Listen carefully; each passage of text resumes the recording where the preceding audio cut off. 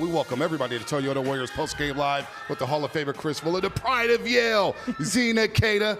You're seeing players screen for Jimmy Butler almost within the paint. That is unbelievably hard to guard. You're trying to hedge while you're already 2 feet under the basket.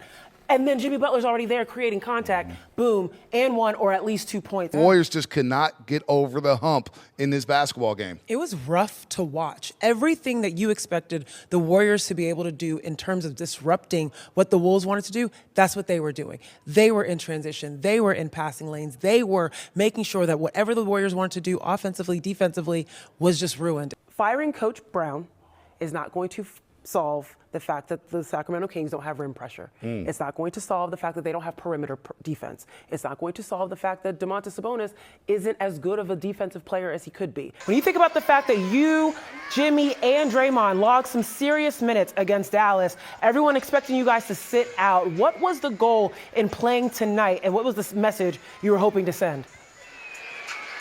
We just wanted to go into the break with a win. There were several moments in which the Warriors were defeated from the top of the key. They were not able to contain folks. I remember watching that Peyton Pritchard drive and then alley-oop to Luke Cornett and saying, oh, this is going to be a long night. if those two are getting to the basket with ease and playing above the rim with ease, this is going to be a long night. Dennis Schroeder is such a magnificent screen navigator.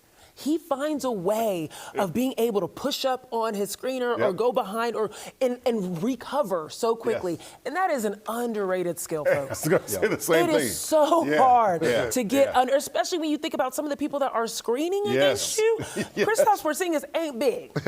He ain't big this way, but he is still a wide target. If you could do a diagram looking from an Eagles perspective of how Indiana pushed the ball up the floor, it was Tyrese Halliburton constantly searching for his teammates going up the floor versus the lateral passes that you saw Golden State doing. And it wasted time. By that point, the Pacers were able to get back on defense. It should have been way more of a focus for the Warriors to be able to get in the paint and pressure the rim. Make Koloko, a rookie that we haven't really seen much of, make him prove himself against the Warriors on Christmas Day. I love the way that GP2 doesn't do too much in his role. He knows he doesn't need to be the main ball handler. He doesn't need to be the main screener all the time. He doesn't need to be the person involved in the action, but he knows the space properly. He knows to move around when someone's driving, to be able to be open for the kick out, and he knows to crash the glass. When you saw those clips, though, in that crunch time, number one thing you noticed, going to the basket. And that was what you saw at the end of the game last night,